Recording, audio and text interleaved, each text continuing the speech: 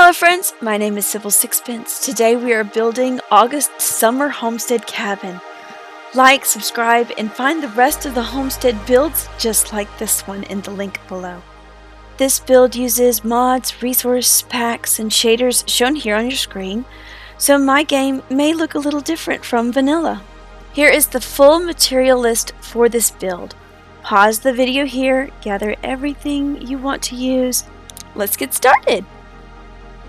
I have chosen an oak forest biome for this build and cleared out space that is 15 blocks wide by 11 blocks deep.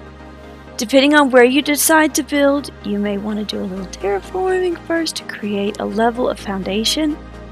For my cabin, I wanted the land to feel natural and settled instead of perfectly flattened out, so I kept most of the ground level but softened the edges with a few small rises and dips so the cabin would feel like it just belonged in the forest. I also chose to face mine towards the passing river. That gives the porch a peaceful view.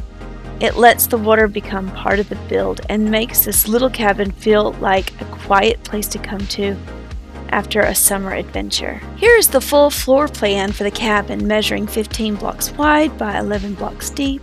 I actually began with a smaller room in mind, but as I was building, it felt a little too cramped for the kind of cozy summer homestead cabin I wanted, so I let the design grow naturally into this bigger footprint. I start outlining the main floor with polished andesite, then place strip spruce logs at each corner and building them 6 blocks high. These corner posts will give the cabin its structure and help guide the rest of the build as we fit everything in. Now fill in the walls with oak planks between each of the stripped spruce corner posts.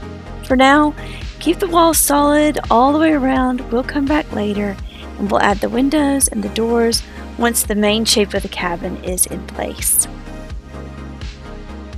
Next, we're going to build the roof using polished andesite stairs. Begin at the sides of the cabin and place the stairs in a diagonal slope, working your way towards the center. Underneath that first row, add a matching row of upside down polished andesite stairs. That gives the underside of the roof the same clean angle shape instead of leaving it looking flat or blocky from below. Continue the pattern all the way across the cabin, keeping both sides even as they rise towards the middle. At the very top, cap the peak with a polished andesite slab. Then extend that slab along the roof where the two diagonal sides meet, creating one ridge. On the front of the cabin, I'm also adding a gable. Let it extend 1 block past the wall so it hangs over the porch later and gives the entrance a little bit more shape. Take your time with this part and check both sides as you go. The roof does a lot of the heavy lifting for the cabin's cozy silhouette, so getting those slopes even makes the difference. Now we can shape the front porch. I'm using campfires for the porch roofing, extending them out 4 blocks from the cabin.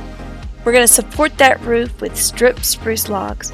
Then fill in the porch floor with spruce planks. The darker spruce adds a little contrast against the oak walls that helps the porch feel like its own space. For the porch post, I'm using acacia fence to give them a more substantial built-in look. I'm adding oak stairs around the bottoms of the support beams at the top of the porch, and then I'm going to place oak slabs between the stairs. I do change my mind later and remove them. For the front steps, I'm using mossy stone bricks and mossy stone block walls and an iron bar to frame the entry. Then I replace the lower acacia fence section with mossy stone bricks so that detail carries across the whole porch. Finally, I trim the outer edge with jungle trapdoors and outlined the oak stairs with oak trapdoors for that extra texture. I add a 1x4 windows with oak stair frames, then finish the porch with acacia trims, lanterns, and a ceiling fan. Above the porch, I fill the gable planter with mossing blocks, then add an oak plank back wall behind it. I leave a 1 block gap between the mossy window box and the wall so that I have room for spruce trapdoors and plank detailings. The window here is also a 3x1 and I frame it with an oak stair to match the rest of the cabin. For the side walls, I separate the upper and the lower section with stripped oak logs, and then fill the wall space with smooth sandstone for that softer contrast against the rest of the cabin. Whatever I build on one side, I echo the other side to keep the design balanced. I frame the side window with a smooth sandstone stairs, and all of my windows will be filled with this orange stained glass pane. I choose that color because it gives the house such a warm glow in the evenings. At each window, I add another little mossy garden window, then bring spruce planks and acacia fencing for detail work. I trim that garden with jungle trap doors, and the extended logs around the house, I add spruce buttons. Those tiny details really do make such a big difference. To dress up the windows, I'm adding a spruce trap door with an open acacia fence on each of the windows for that little extra charm.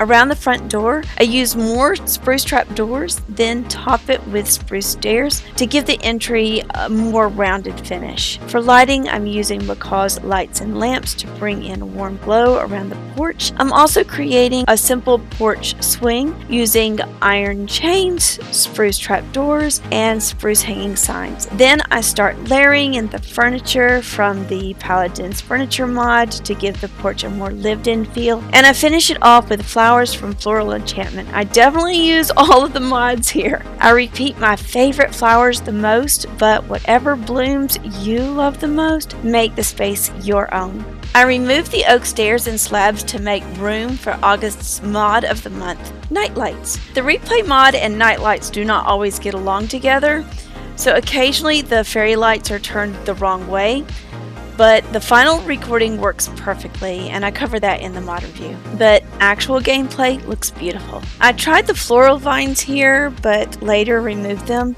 Keep them if you like, then add oak stair supports and a few more windows, and shape the walls with upright and upside down stairs. For the chimney, I used polished andesite blocks, slabs, and stairs to shape the stack. I capped it with hay and campfires, then trimmed the top with spruce trapdoors. Mizuno 16 craft adds extra texture here, and I'm finishing off with a few floral vines.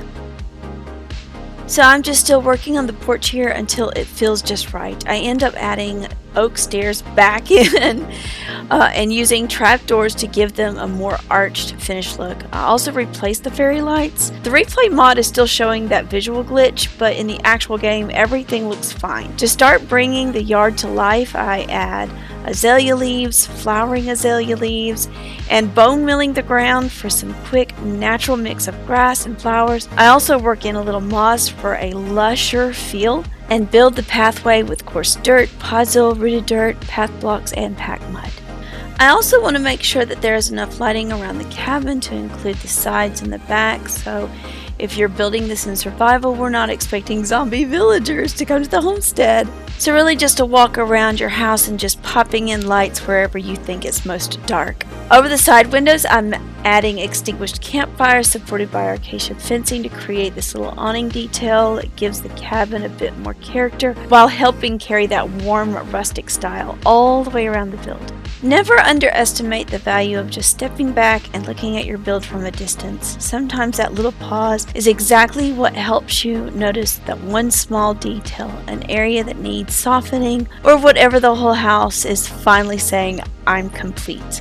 For me, this was the moment when the cabin started to feel finished. The porch was cozy, the lighting was warm, and the landscape helped everything settle into the forest around it. And here's our finished summer homestead cabin in the daytime, between the river view and the warm porch and Wednesday keeping watch nearby. It feels like a peaceful place to come home after a summer adventure. As the evening settles in and the lights stay soft and cozy while the fireflies begin to twinkle around the homestead, I hope you enjoy this build. If you did, please like, subscribe, it really helps the channel grow. And be sure to check out other tutorials on the screen now. Thanks for building with me, friends. Until next time, stay kind, stay creative. Bye-bye.